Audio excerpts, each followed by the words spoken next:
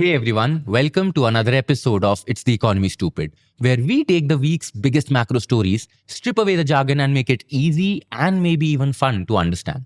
I'm your host Kashish Kapoor, and as always, we are here to break down the numbers that matter.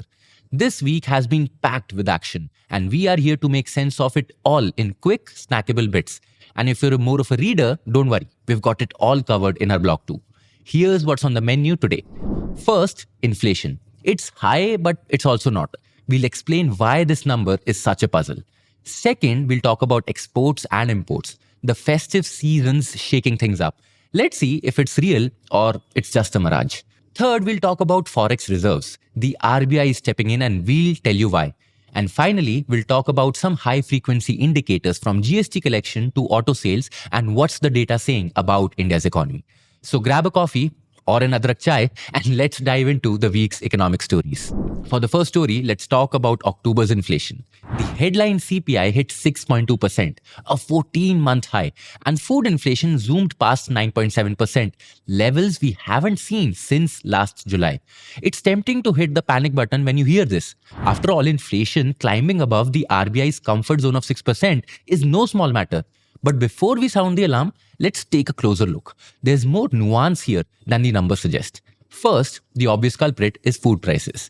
Inflation in fruits, vegetables, and oils have shot up sharply. But here's the silver lining. Not all food categories are guilty. Cereals, meat, and dairy, they've either stayed calm or even cooled off a bit. This isn't a full-blown food inflation party. It's just a few troublemakers which are stealing the spotlight. Second, core inflation is still playing it cool. At 3.7%, it's climbing up ever so slightly, but still remains below 4% for the 11th month straight. And if we dig into the core inflation number, this is when we exclude retail fuel and precious metals, the story gets even better. It's been steady as a rock. Here's where it gets slightly complicated. Growth is clearly losing steam, and that Q2 GDP number that everyone's been speculating about, it's expected to come in around 6% to 6.5%. When that happens, it could trigger a wave of downgrades to full year growth forecasts. Even the RBI's and IMF's ambitious 7% target is starting to look like wishful thinking.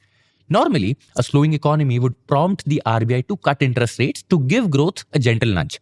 But with inflation now sitting above 6%, the RBI is caught in a classic catch-22 situation. Err on the side of the growth and you risk fueling inflation. Err on the side of controlling inflation and growth might take a bigger hit.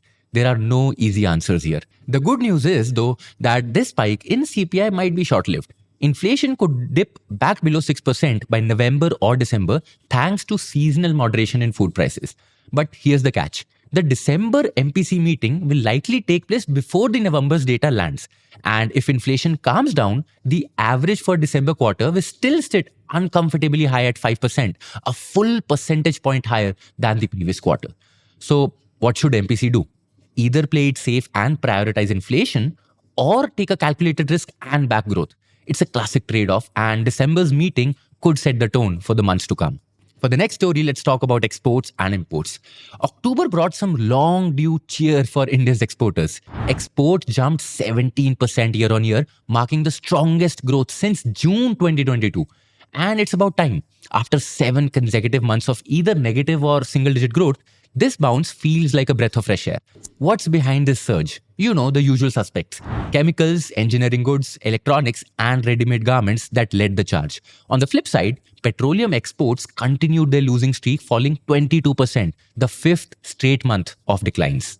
Imports, on the other hand, rose a modest 4% year-on-year in October, continuing their streak of low single-digit growth for 3rd month in a row. The good news, though, is that this helped shrink the trade deficit on a year-on-year basis. But before we celebrate too much, let's remember that there's always a bit of seasonality at play. This year's Diwali came earlier, pushing a lot of festive demand back into the October, which makes the numbers look better than they might seem otherwise. If we zoom out and look at April-October period, the picture reveals much more depth. You see, exports have grown by just 3% year-on-year, while imports have actually risen by nearly 6%. As a result, the trade deficit actually widened by 10% year-on-year and now is on track to breach $250 billion mark for the full year. Not exactly the kind of number you'd want to see in this ledger. While October's surge in exports is a welcome development, the broader trend shows the challenges are far from over. A growing trade deficit coupled with sluggish global demand, especially for petroleum, will continue to test India's resilience. The question now is whether October's momentum can be sustained or if it's just a festive season blip. Either way, the trade numbers will remain a key watch point in the months to come. Next off, let's talk about forex reserves. India's forex reserves dropped by $7 billion in the first week of November, marking the sixth consecutive week of declines. Over this period, reserves have shrunk by a total of $30 billion. That's a pretty steep slide, but it's not exactly shocking. Here's why.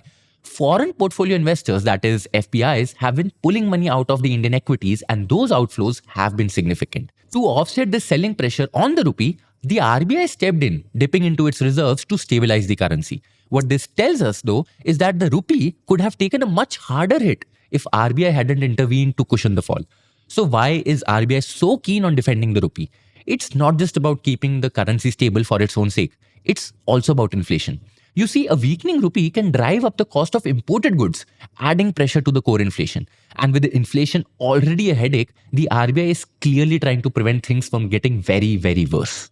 Now it's time for some high-frequency indicators. After delving into macro-level data, let's now turn our attention to some high-frequency and micro-industry indicators to get a closer look at what's happening on the ground. As expected, October brought a wave of positivity across the automobile sector.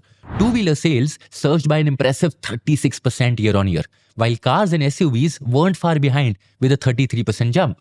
Even construction vehicles, good carriers, and passenger vehicles joined the party, all posting solid growth. However, tractors stood out as the outlier, with growth moderating sharply, likely a reflection of softness in the agriculture economy, which has been facing its own set of challenges. But here's the catch. This festive boost comes with an asterisk. You see, as we explained in the export story before, festivals like Dhanteras, which was on 10th November last year, were pulled forward to 29th October this year. So October's stellar numbers might be inflated by the timing. November's figures, likely to be weaker, will balance this out.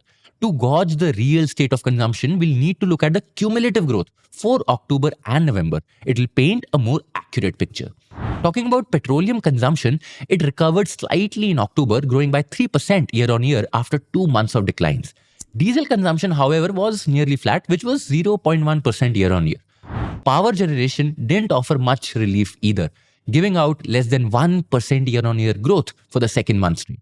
Taken together, these numbers point to a general cooling in the energy demand over the last few months. GST collection grew in single digits for the second month in a row this October. Over the last 3 months, growth has averaged just over 9% year-on-year, the slowest pace we have seen in early 2021 when COVID was wreaking havoc. But e-way bills, they're telling a completely different story.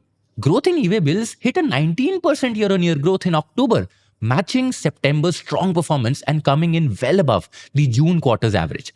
So what's the deal with this divergence? You see, GST collections show how much the government is making from goods and services sold in the economy, which is a solid proxy for measuring the economic health. On the other hand, e-way bills are generated whenever goods worth over 50,000 rupees cross state borders or within some states in some cases. Essentially, they're more about compliance than pure economic activity. The key takeaway? A sharp growth in e-way bills likely reflects better enforcement and stricter compliance with the rules rather than actual rise in goods movements or economic activity. And finally, let's talk about banks. Bank credit growth dropped below 12% in mid-October, the slowest in over 2.5 years. Compare this to the start of the financial year when credit growth was charging ahead of 16%. Deposits, on the other hand, have grown modestly, but now overtaken credit growth. Do you remember all those debates that were happening about credit growing faster than deposits because of the stock market inflows? Turns out that argument didn't hold any water, and now it just doesn't matter. That's it for this episode of It's the Economy Stupid. I'm Kashish Kapoor, and I'll see you in the next one.